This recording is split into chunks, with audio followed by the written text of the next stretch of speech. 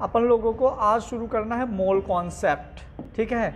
अपन यदि हम बात करें तो नीट और आईआईटी 2020-22 दोनों को टारगेट करते हुए कुछ इम्पॉर्टेंट टॉपिक्स हैं पूरी केमिस्ट्री में। तो हमको पूरा बहुत डीप में नहीं पढ़ना है, हमको उतना पढ़ना है कि हमारे एक हाई लेवल वाले क्वेश्चन सॉल्व हो जाएं। इजी नहीं, इजी वाले जितने क्वेश्चन है वो सब तुम लोगों से आता है। तो मैं कुछ बच्चों को कैटेगरी में डिवाइड करूंगा, उस कैटेगरी के तुम लोगों को क्वेश्चन करना है। पहला, जितने भी स्टूडेंट्स हैं सारे के सारे स्टूडेंट्स को P/Q तो करना ही करना है नीट का, सबको करना है P/Q। प्रीवियस ईयर क्वेश्चन जैसे मैंने आज बताया, मैं क्वेश्चन में नंबर बता दूंगा कि इस नंबर तक हो गए हैं और जाके करना है। देखो क्वेश्चन हम दो तरीके से करते हैं। एक क्वेश्चन करते हैं जिसमें हमारा कॉन्फिडेंस रहता है कि 100% हमसे हो गया, और एक क्वेश्चन वो होता है कि जो लगता है कि बन जाएगा और हम उसको कुछ भी जुगाड़ करके आंसर ला लेते हैं और संतुष्ट हो जाते हैं। नोटिस किया होगा आप लोगों ने, एक क्वेश्चन तो वो होता है कि आपने फार्मूला पुट किया और डाटा रखा और एकदम 100% आंसर आ जाता है। उस तरह के क्वेश्चन में हमको ये लगता है कि यदि आंसर गलत दिया हुआ तो हम पूरा कॉन्फिडेंट रहते हैं कि ये क्वेश्चन हम मतलब हमारा आंसर सही है, सीट के आंसर गलत है। एक इस तरह का कॉन्फिडेंस होता है, और एक कॉन्फिडेंस ऐसा होता है कि थोड़ा थोड़ा लगता है कि यार हो सकता है मेरा भी गलत हो। तो अपने को उस तरह वाले कॉन्सेप्ट, अपने को ऐसा मान के चलना है कि तुम्हारा कॉन्फिडेंस 100% सही है, तुम सही हो, उस तरह से अपने को अभी सॉल्व करना है। क्लियर? तो पहला चैप्टर है some basic concept of chemistry, ठीक है। ये देखो अपना पहला चैप्टर है some basic concept of chemistry. ये 11th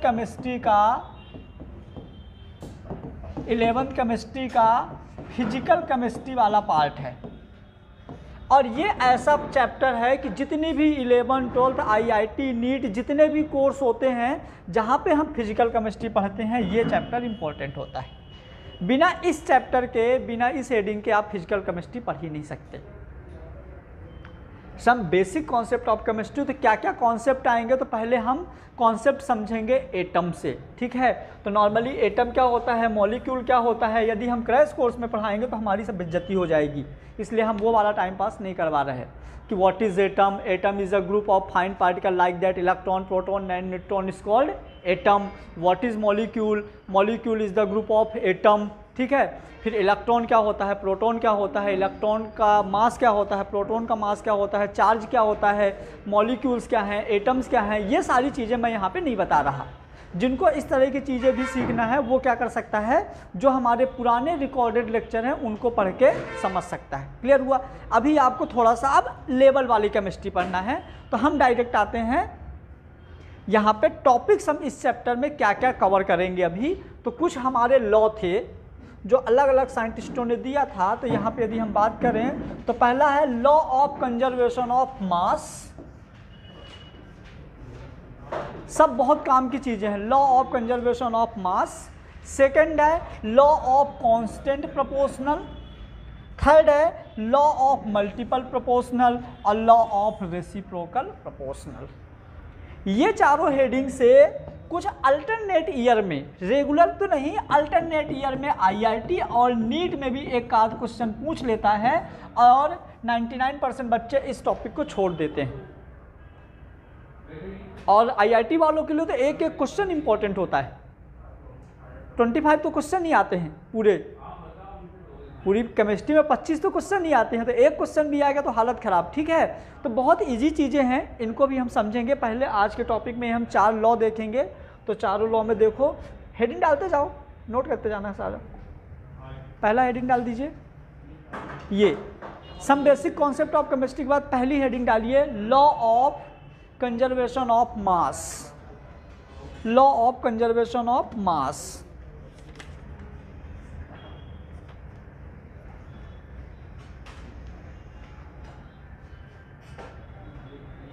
पहली हेडिंग है law of conservation of mass.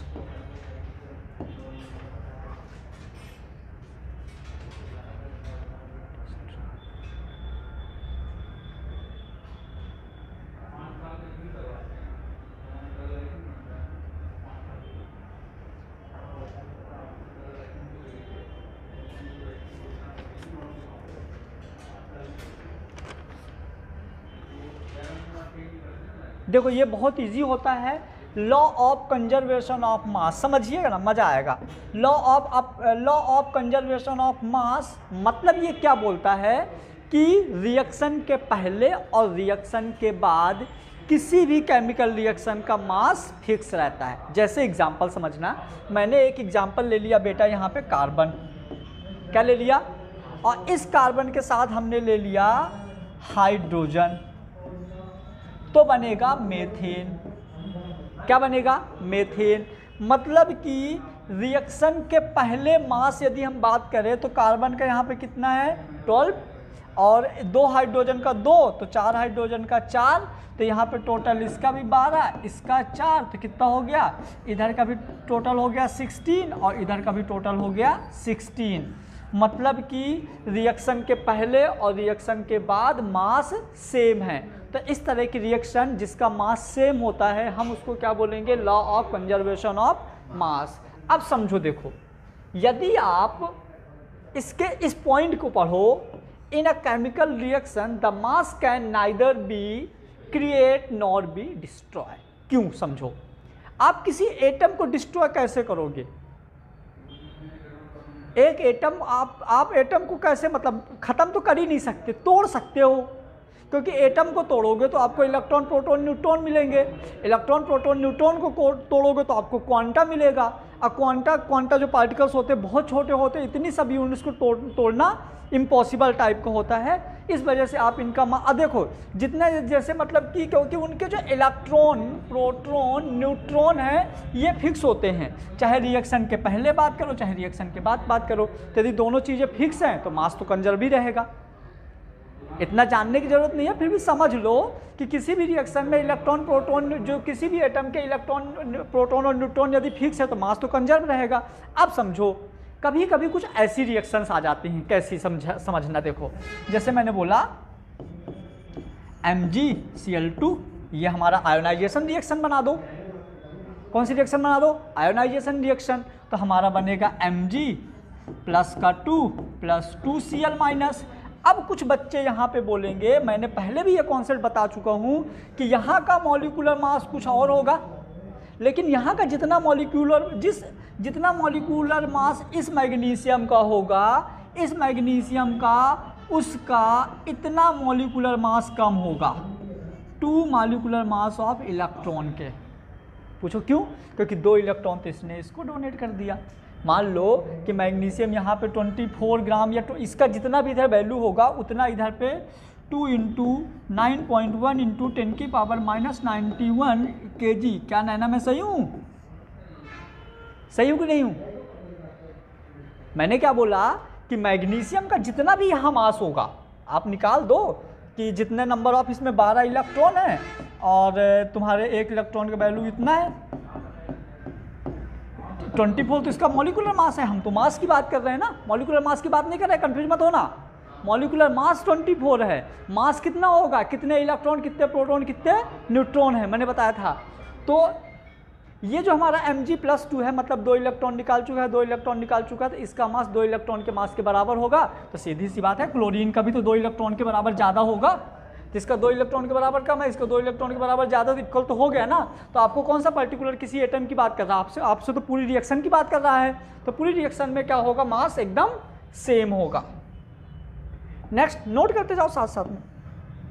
Next है, ये कितना प्यारा लिखा हुआ, total mass of reactant equal to mass of product. यहाँ पे देखिए कार्बन और ऑक्सीजन को रिएक्शन कराया तो क्या बना, CO2। जितना इन दोनों को जोड़ोगे तो यही आ जाएगा। एग्जाम्पल भी नोट कर देना। Law of constant proportional, law of constant proportional.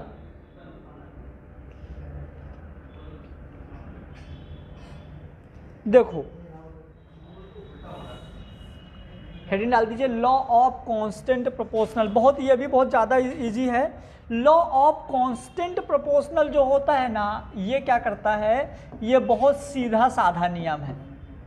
Law of constant proportional ये बोलता है कि दो ऐसे मॉलिक्यूल्स हों जिनका मास और नंबर ऑफ एटम दोनों सेम हो। जैसे हमने ले लिया H2O और H2O तो अप्लाई हो जाएगा, हमने ले लिया CO2 और CO2 तो अप्लाई हो जाएगा, बट यदि हमने ले लिया CO2 और CO तो अप्लाई नहीं होगा। समझ गए? तो इस तरह के लॉ को हम क्या बोलते हैं? Law of constant proportional. A chemical compound always constant, मजा आएगा देखना। A chemical compound always constant contain, बोलो बोलो बोलो, same element with fixed ratio by mass. मजा आ रहा है?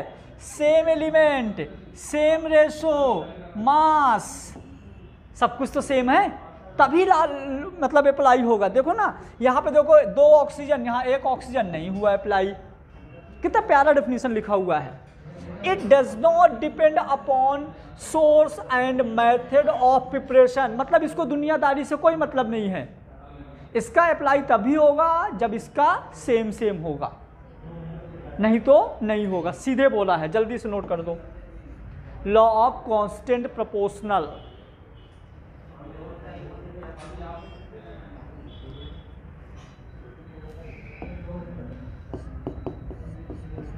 तान्या अप्लाई होगा कि नहीं? FeCl2 हो जाएगा अप्लाई। क्यों हो जाएगा? क्योंकि मास भी सेम, नंबर भी सेम, रेशो भी सेम। ठीक है, मास भी सेम, नंबर भी सेम, रेशो भी सेम। जो बच्चे अच्छा पढ़ने वाले होंगे ना, तो पता है क्या दिमाग लगा रहे होंगे? मेरे बिना बोले यहाँ पे लिख दिए होंगे मास, यहाँ पे लिख दिए होंगे नंबर, यहाँ पे लिख दिए होंगे रेशो, और लिख दिए होंगे यहाँ सेम। जो पढ़ने वाले हैं, है ना, ये तुम्हारी खुद की ट्रिक होती है। ऐसे लिख दिया करो साइड में। जो नई नई चीज़ें सीखते हो ना, अब देखो ये तुम पूरा नहीं पढ़ोगे ना, इतना पढ़ोगे दिमाग में समझ में आ जाएगा क्या बोल रहा है। ठीक है, एग्जाम्पल भी ठोक देना नीचे। किसने दिया था गैसियस वॉल्यूम लॉ? किसी को पता है?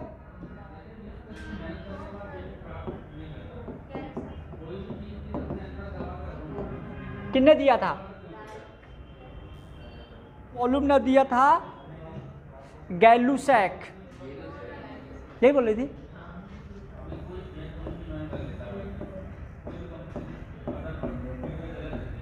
Given by Gay Lussac. Gaseous volume law किसने दिया था? Gay Lussac, given by Gay Lussac. अपने को गैसियस वॉल्यूम लॉ क्या होता है देखो। यदि अपन गैसियस वॉल्यूम लॉ की बात करें तो एक हमारा होता है आइडियल गैस। कौन सी होती है? एक हमारी होती है आइडियल गैस,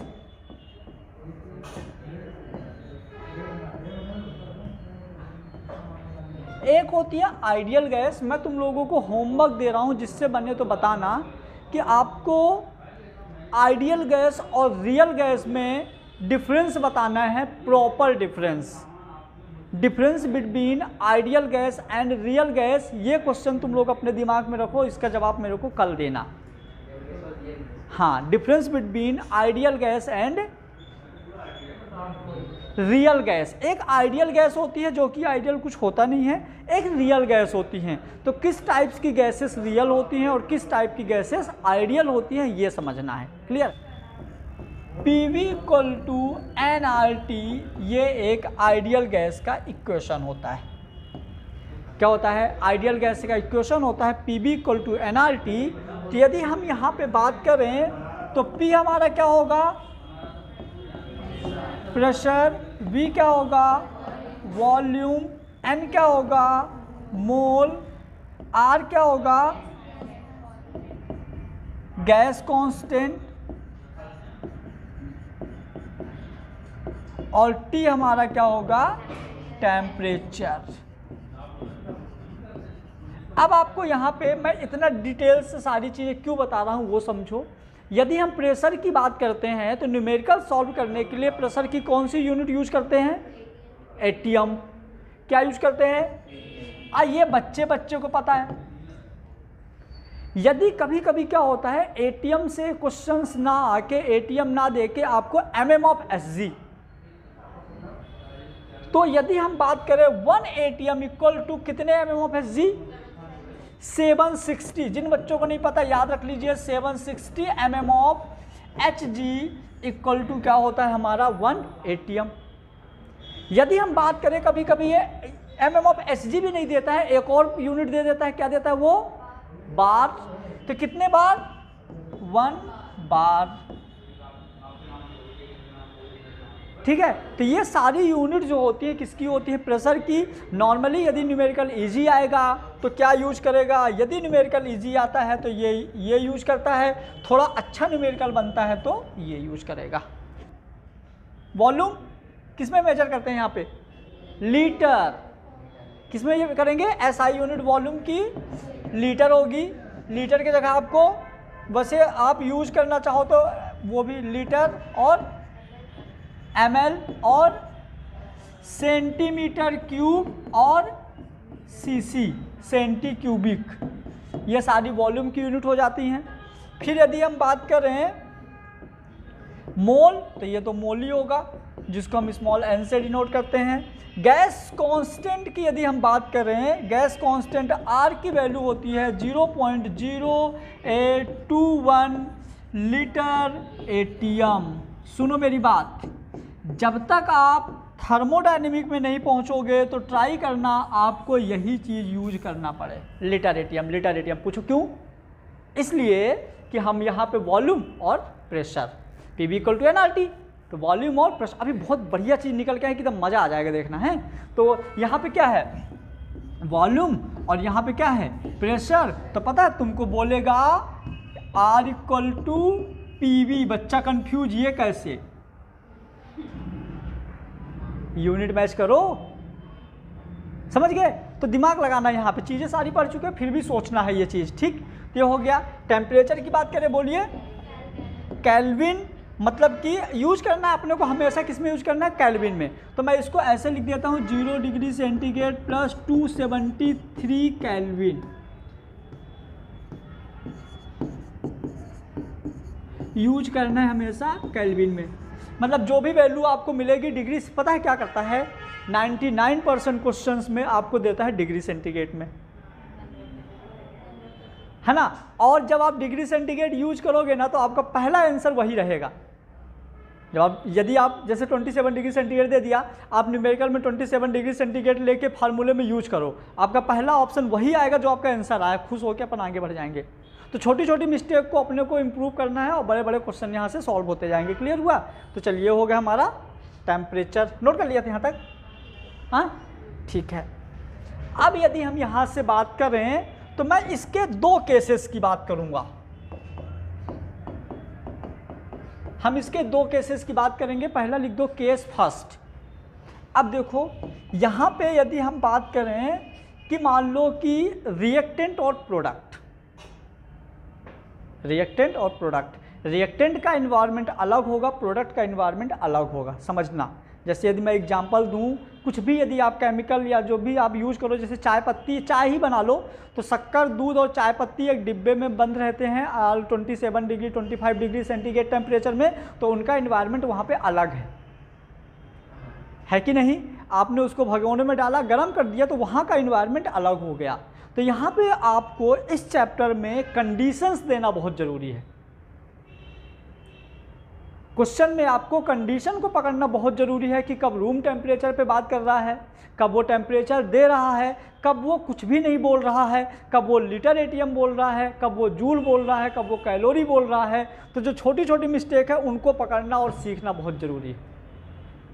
जिन चीज़ों को हमको 9th-10th में सीख लेना चाहिए था वो अभी सीखना बहुत ज़रूरी है, 3-4 क्लास में सब खत्म हो जाएगा। तो केस फर्स्ट में आपको ये बोल रहा है कि आपका प्रेशर, तो पहले केस में यदि हमने बोल दिया कि आपका प्रेशर और टेम्परेचर सेम है, यदि प्रेशर और टेम्परेचर सेम है तो वॉल्यूम के औकात ही नहीं है चेंज हो जाने की, क्योंकि आप किसी भी चीज़ का वॉल्यूम कब चेंज करोगे, प्रेशर चेंज करके या वॉल्यूम, वो मतलब कि टेम्परेचर चेंज करके। तो यहाँ पे आपका वॉल्यूम भी सेम हो जाएगा। यदि आपने प्रेशर सेम कर दिया, टेम्परेचर सेम कर दिया, ये गैस कांस्टेंट तो सेम ही है, इस वजह से वॉल्यूम भी सेम हो गया, तो मोल अकेला बेचारा क्या करेगा, मोल भी सेम हो जाएगा, वो मजबूरी में हो जाएगा। तो यहाँ पे हम ले लेंगे एन सेम।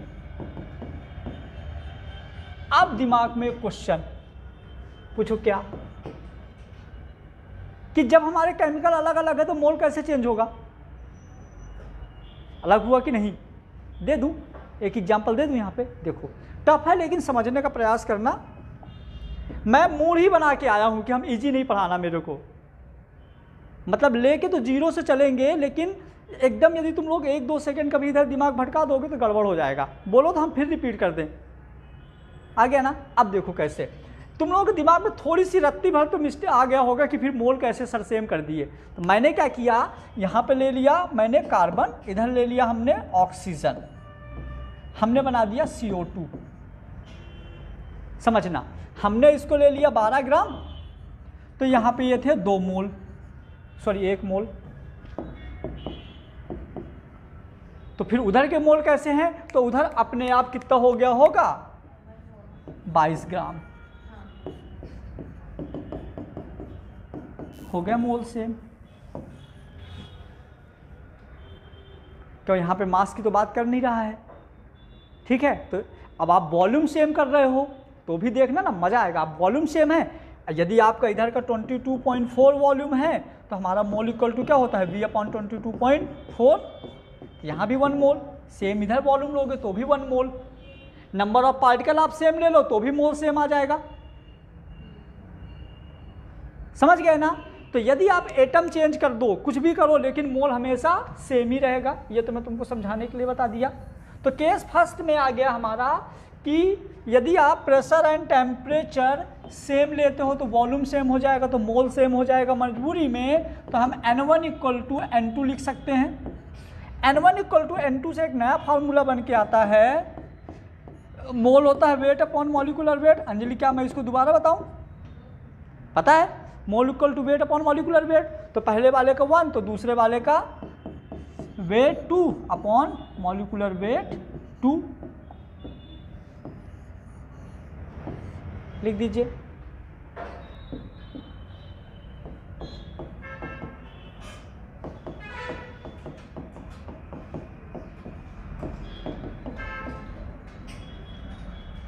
तो यहां पे आपका क्या हो जाएगा, टेम्परेचर अपने आप सेम हो जाएगा, ठीक है। मतलब यहाँ पे जो आपके मॉलिक्यूल्स हैं, मॉलिक्यूल भी सेम रहेंगे।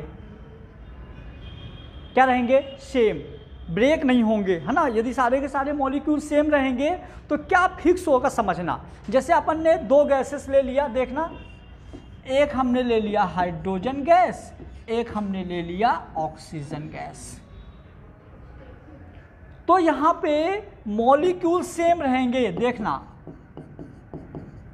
मॉलिक्यूल तो सेम होंगे बट एटम चेंज हो जाएंगे। देखना, ये भी समझना, मॉलिक्यूल सेम रहेंगे और एटम चेंज हो जाएंगे। जैसे यदि हम हाइड्रोजन की बात करें तो कितने, सॉरी यहाँ O3 लेना है, ओजोन लेना है। यहां पे हाइड्रोजन कितने हैं बताओ, हाइड्रोजन मॉलिक्यूल कितना है, मॉलिक्यूल 1 है, तो हमारा हो जाएगा 1:1, क्योंकि यहां पे हाइड्रोजन और ओजोन दोनों के मॉलिक्यूल सेम है, बट इनके एटम सेम है। क्या एटम का रेशो क्या है, 2:3, नोट कर दो। चलो यहाँ पे एक छोटी सी 1 मिनट में और देखो, जैसे मैंने बोला PV = nRT, तो यहाँ पे हमको 2 चीज़ों की वैल्यू समझ के याद रखना है, ठीक है। यहाँ पे हमारा N = हो जाएगा PV/RT, एक ये फार्मूला यहाँ से निकल के आएगा। अभी क्योंकि हम जब फार्मूला, हम तुम लोगों को 3 फार्मूला बताते थे, wait upon molecular wait, number of particle upon Avogadro number, V/22.4, एक अब ये बोलेंगे PV/RT, ठीक है, नोट कर दीजिए।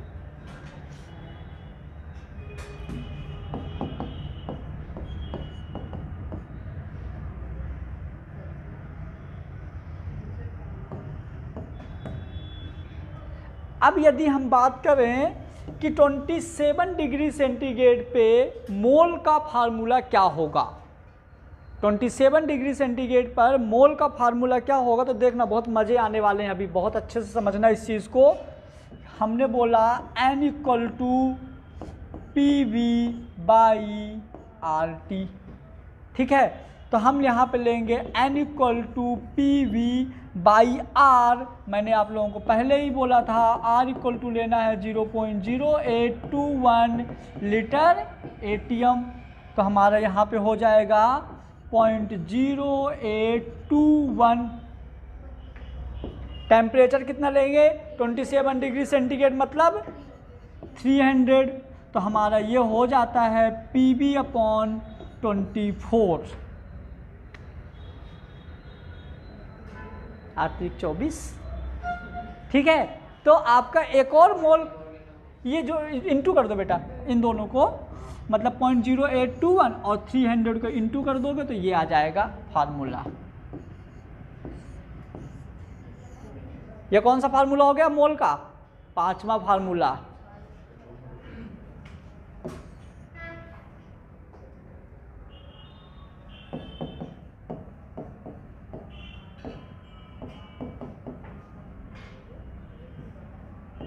रूम टेम्परेचर की बात करें तो क्या लोगे 25 डिग्री सेंटीग्रेड। तो 25 डिग्री सेंटीग्रेड में क्या हो जाएगा PV इक्वल टू NRT में हमारा हो जाएगा N इक्वल टू PV/RT। तो N इक्वल टू हो जाएगा PV/0.0821 इंटू 298। इसका कितना आएगा पता है?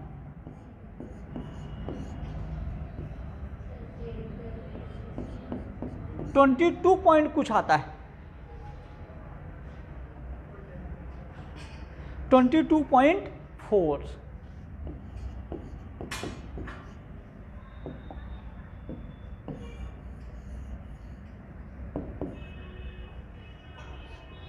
ये हो गए हमारे कितने 6 फार्मूले मोल के। देखेंगे यहाँ पे हेडिंग डाल दीजिए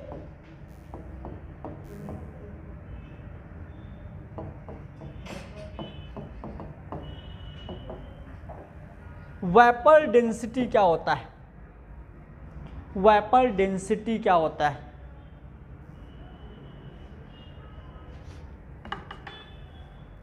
मैं बता दूं वेपर डेंसिटी क्या होता है, समझ लो थोड़ा सा। वेपर डेंसिटी क्या होता है, अभी हम PV equal to NRT use कर रहे हैं। तो PV इक्वल टू NRT जाहिर सी बात है गैस के लिए यूज करेंगे, मास के लिए या पाउडर्स के लिए इन सब के यूज करेंगे नहीं। तो जो हमारे गैसेस हैं, तो गैसेस के मॉलिक्यूल्स कितने क्लोजली पैक्ड होते हैं, जो उनकी डेंसिटी होती है वो होती है vapour density.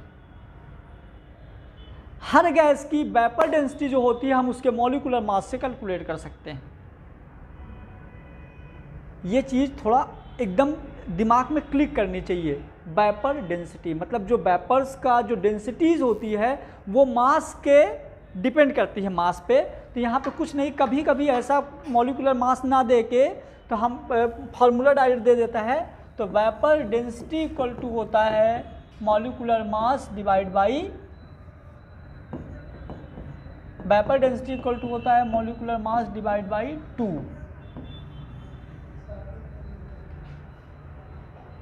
Vapour density equal to होता है मॉलिक्यूलर मास डिवाइड बाई 2। अब यदि मैं पूछूं कि calculate vapour density for nitrogen gas, nitrogen gas की वेपर डेंसिटी क्या होगी, कितनी होगी? हाँ 7 14। आओ देखते हैं। तो vapour density equal to nitrogen का मॉलिक्यूलर मास कितना होगा 28, कितना होगा 28 डिवाइड बाई 2 16। ठीक है, तो ये जाएगा इसका क्या वेपर डेंसिटी नाइट्रोजन का। समझ गए? ऐसे सबका दूं, समझ में सब तो कर ही लोगे। किसी का भी, किसी का मॉलिक्यूलर मास देगा तो वेपर डेंसिटी कैलकुलेट कर लोगे, वेपर डेंसिटी देगा तो मॉलिक्यूलर मास कैलकुलेट कर लोगे। तो यहाँ पे चाहो तो एक छोटा सा लाइन लिख दो ऐसा कि molecular mass equal to vapour density into 2।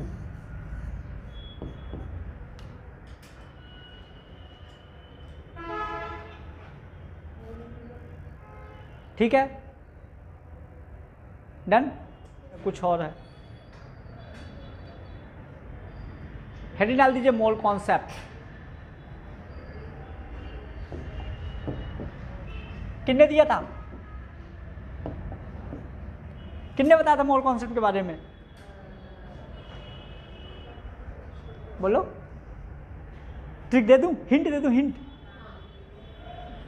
उसका नाम उस अक्षर से शुरू होता है जिसके बिना हम रह नहीं सकते, जो हमारे लंग से रिलेटेड है, लंग से। ओस्टवाल्ट।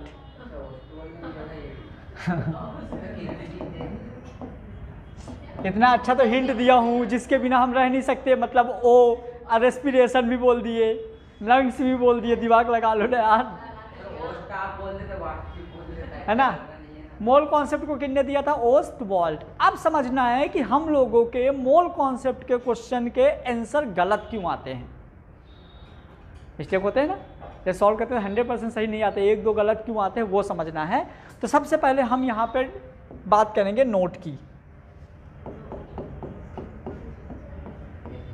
जिससे पूछूंगा वही बताएगा। यदि मैंने बोला आपको ऑक्सीजन,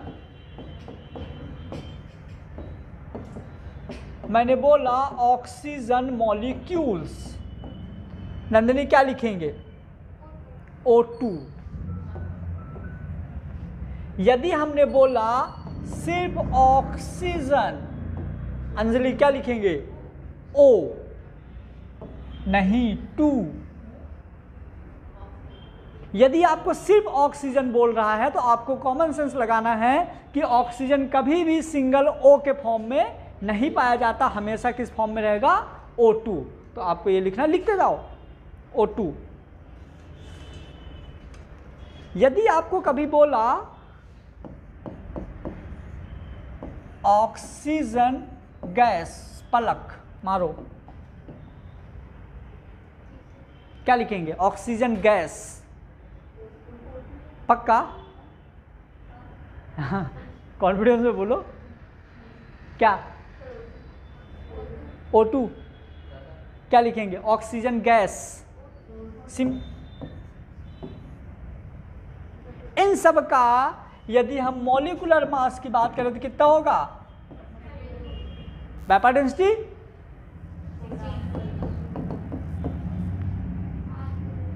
हाँ,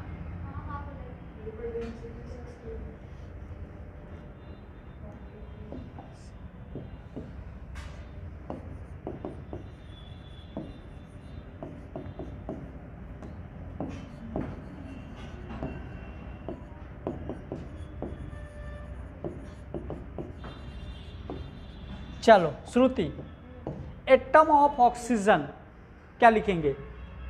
एटम ऑफ ऑक्सीजन,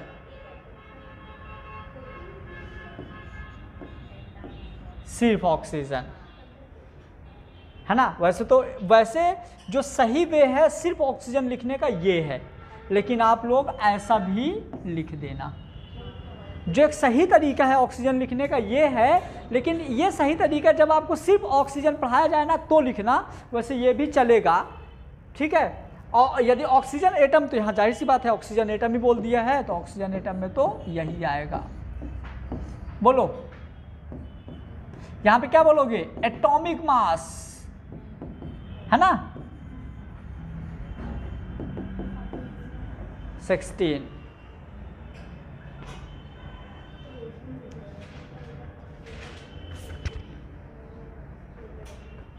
हो गया?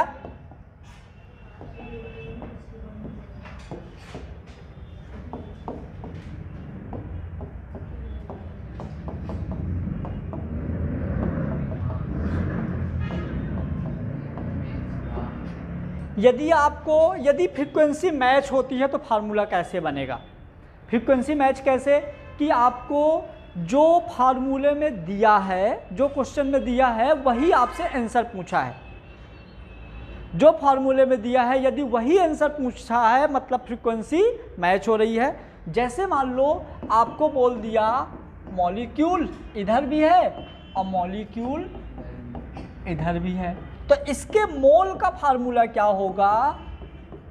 तो इसके मोल का फार्मूला होगा वेट अपॉन मॉलिक्यूलर वेट, ठीक है, number of number of particle upon Avogadro number. Very good, बोलो,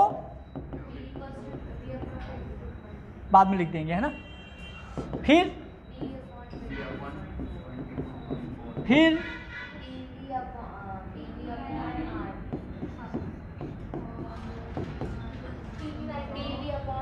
वो कंडीशन कौन सा 27 कौन सा 25। तो ये हो गया आपका, यदि मॉलिक्यूल से मॉलिक्यूल फ्रीक्वेंसी मैच हो रही है, कभी कभी एटम से एटम की यदि फ्रीक्वेंसी मैच हो रही है तो मोल क्या हो जाएगा, कोई बोलो, वेट अपॉन एटॉमिक वेट। ऐसे लिख दे क्या,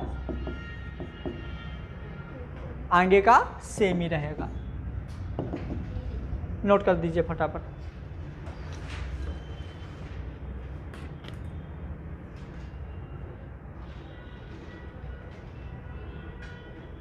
लिख दिया। अब यहां पे सुनो ना, एक चीज और चेंज कर सकते हो, मैं इसलिए अलग कलर की पेन से चेंज करता हूं कि देखो नंबर ऑफ पार्टिकल के जगह मैं यहां पे अलग कलर से लिख रहा हूं नंबर ऑफ मॉलिक्यूल।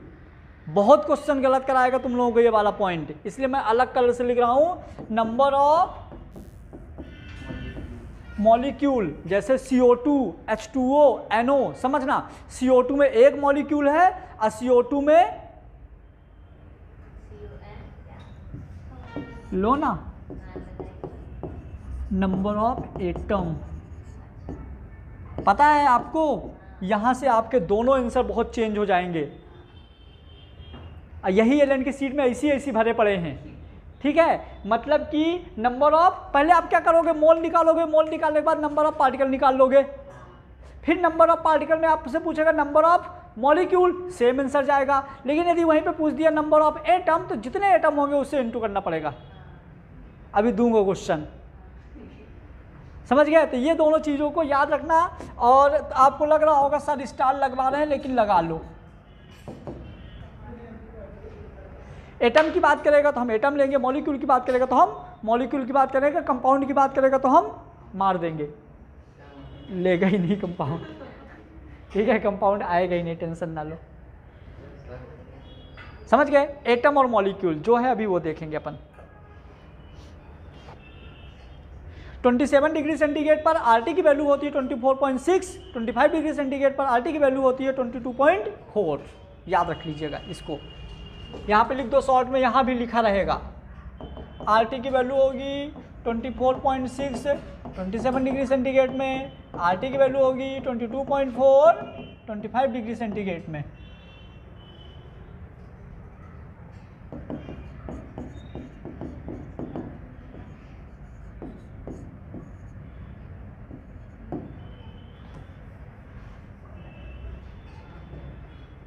ये बहुत खतरनाक इंसान है, याद रखना। पता है क्यों खतरनाक है, बताता हूँ क्यों खतरनाक है। आगे बढ़ूँ, चलिए जी। N equal to PV upon RT,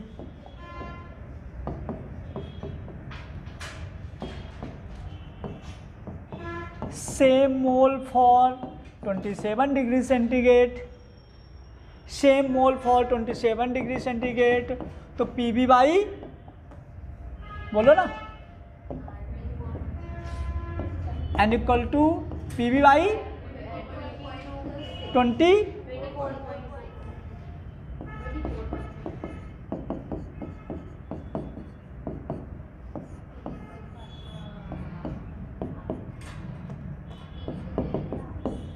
बहुत बार आंसर मिलता है 1:1। नहीं समझ में आया? पहले N की होता है फार्मूला PV बाई RT, तो बोल दिया same mole for 27 degree centigrade के लिए, 27 डिग्री के लिए सेम मोल का रेशो क्या होगा, तो सेम मोल के लिए हम क्या लिखेंगे, PV बाई RT हमने लिख दिया। और सेम मोल के लिए RT की वैल्यू तो वही होगी जो इसकी है, तो यहाँ भी वही आ जाएगा। तो ये इससे ऊपर नीचे से कट जाएगा, एक ऑप्शन आपको मिलेगा 21:1। हम समझते रह जाएंगे ये कहाँ से आया 1:1। समझ गए? तो ये भी अपने को दिमाग में रखना है। एलएन के सारे क्वेश्चन अच्छे से करोगे तो सारे कॉन्सेप्ट बहुत धड़ाधड़ क्लियर होते जाएंगे तुम लोगों के।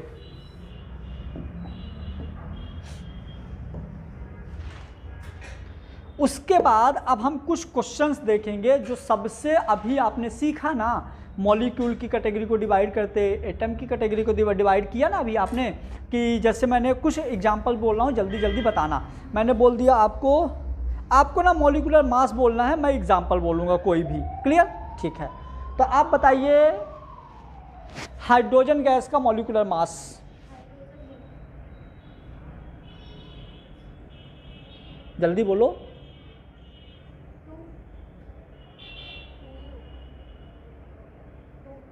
क्यों? क्योंकि हाइड्रोजन गैस बोल दिया ना तो किस में रहेगा? H2 में। सिर्फ हाइड्रोजन का मॉलिक्यूलर मास 1 जाएगा। अच्छा था ना? और याद रखना, अब आप लोग जो गलती का चांस है 0.1% भी नहीं होना चाहिए, नहीं तो मैं डायरेक्ट यहीं से पढ़ाना शुरू कर देता। मोल का फार्मूला सबको याद है, weight upon molecular wait, number of particle upon Avogadro number, V upon 22.4। इतना सबको याद है ना बहुत अच्छे से? ठीक है। तो अब हम बात करेंगे क्वेश्चन, कैलकुलेट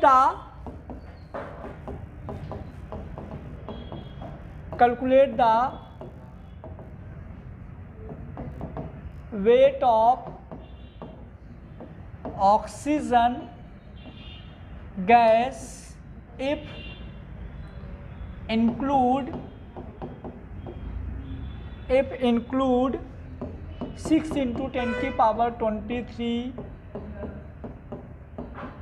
शब्दों की गहराई में जाना जरूरी है।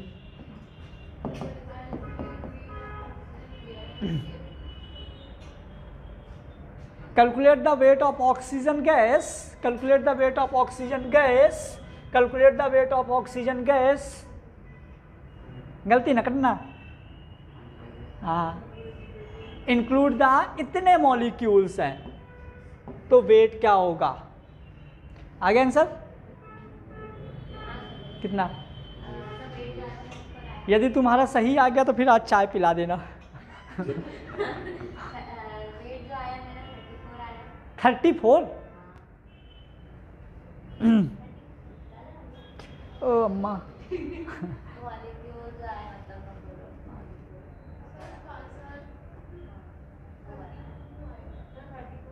32 आ रहा है तो 34 कहाँ से आ गया जी? अंजलि क्यों नहीं बना? नहीं बना? सुनो, यदि मैं इस क्वेश्चन को जैसे पहले पढ़ाता था ना उस हिसाब से दे देता तो 1 सेकेंड में तुमसे बन जाता। आओ सिखाते हैं। जिससे नहीं बना आओ सिखाते हैं, जिससे नहीं बना आओ सिखाते हैं। जल्दी आ जाओ। देखो इधर मैं क्या बात कर रहा हूँ, यदि आपको एक अच्छे से स्टाइलिश सीखना है तो यहीं से कर दो जैसे बाकी बच्चों ने किया है। लेकिन जैसे मैंने बोला था कि सिर्फ 2 बच्चों को ही अभी IIT वाली करना है, बाकी बच्चे अभी 4-5 क्लास सीखो, ज़्यादा नहीं। 1 हफ्ते बाद तुम लोग भी उसी लेवल पे आ जाओगे, कोई नई चीज़ नहीं है। आओ, सबसे पहले आपको नंबर ऑफ पार्टिकल दिया है, आपसे वेट पूछा है। नंबर ऑफ पार्टिकल दिया है, आपसे वेट पूछा है। तो नंबर ऑफ पार्टिकल दिया है तो हमारा देखो n इक्वल टू होता है वेट अपॉन मॉलिक्यूलर वेट और नंबर ऑफ, हम मॉलिक्यूल लिखेंगे, पूछो क्यों? हाँ, अपॉन एवोगाड्रो नंबर। अंजलि समझ में आया? चलिए, वेट हमको कैलकुलेट करना है। ऑक्सीजन क्या बोला है? मतलब O2 मतलब 32। ठीक है। नंबर ऑफ पार्टिकल कितना दिया है? 6 × 10 की पावर 23। एवोगाड्रो नंबर कितना होता है? हम वो भी सेम ही ले लेते ना, क्या यूनिट?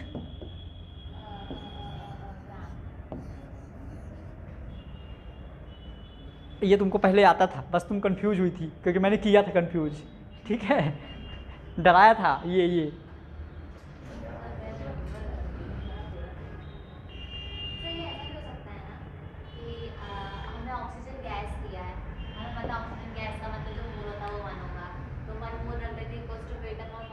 वहाँ से भी आ जाएगा, कहीं से भी आ जाएगा, वहीं से भी आ जाएगा। वो जब मैं पहले लेक्चर में सिखाता हूँ तो कैसे सिखाता हूँ अंजलि? पहले लेक्चर में कैसे सिखा रहे थे? ऐसे ना, पहले मोल निकाल लो फिर उससे कंपेयर कर लो। अब कब तक बच्चों वाला खेलोगे? अब आ जाओ। ठीक है, आ जाइए, एक और क्वेश्चन है, calculate the weight of nitrogen atom. शब्दों की गहराई में जाना है। Calculate the weight of nitrogen atom if include 3 × 10⁻23 nitrogen atom. अरे वाह सांस भी नहीं लेने दोगे क्या? ठीक है, कैसे आएगा 7 सबको पता है? आशी, हाँ अश्विनी, बन जाएगा ना? ठीक है, सेम इस बार हम क्या कौन सा वाला फॉर्मूला लेंगे? वेट अपॉन एटॉमिक वेट वाला। क्या दिया यहाँ पे?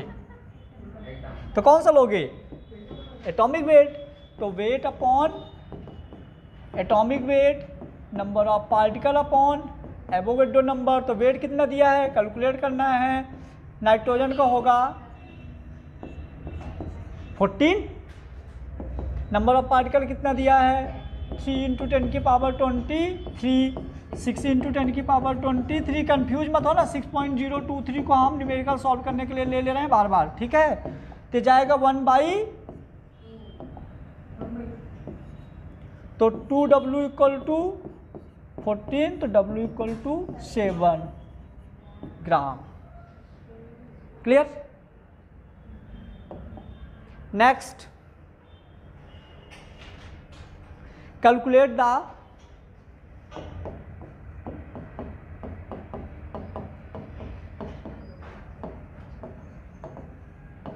Weight of 5 mole nitrogen. यदि इसको सबने कर लिया ना तो मैं मान लूंगा कि तुम लोग एक आज पुण्य का काम कर लिए। कोई आंसर नहीं पूछेगा, जिससे पूछूंगा पर्टिकुलर वही बताएगा। Calculate the weight of 5 mole nitrogen.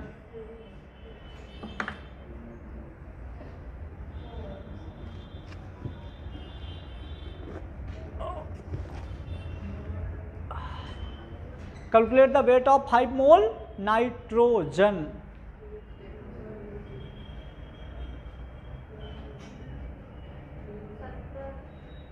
हैं 70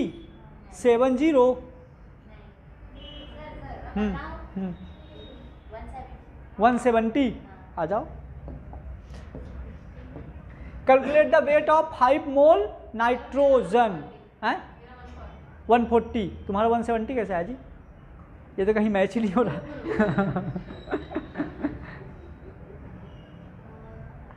इंटू गलत किया ना। चलिए आ जाइए, तो देखो वेट दिया है, मोल लगा दो, n =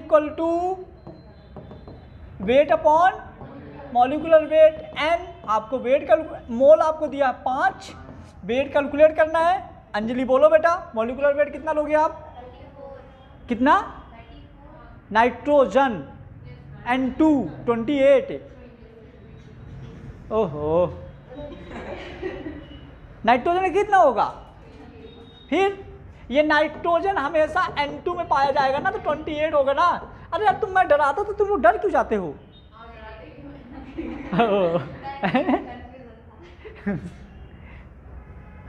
ऐसे में पता बहुत बेइज्जती होने के चांस हैं। कैसे करोगे इसको बताओ? कर लोगे? कितना? आज का लास्ट क्वेश्चन, आज का लास्ट क्वेश्चन, देखते कितने लोग सही करते हैं। थोड़ा इजी दे दूँ ये वाला? लो लिखो लिखो लिखो लिखो। Calculate the weight of 3 mole oxygen atom. Oxygen का एटम, ऊपर एस लगा के लिखा हूं ना।